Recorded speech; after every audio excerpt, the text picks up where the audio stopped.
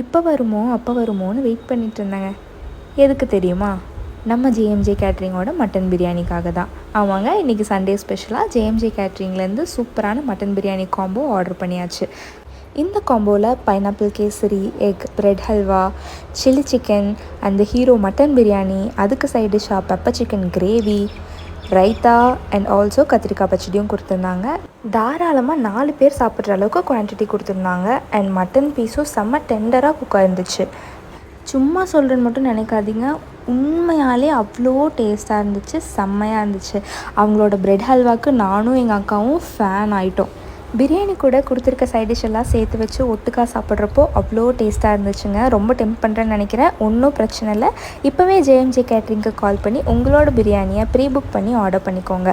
And இதுக்கு மேலே நான் டேஸ்ட்டை பற்றி எதுவுமே சொல்ல தேவையில்லை. எங்களோட இலையை பார்த்தாலே உங்களுக்கு தெரியும், வர்த்து.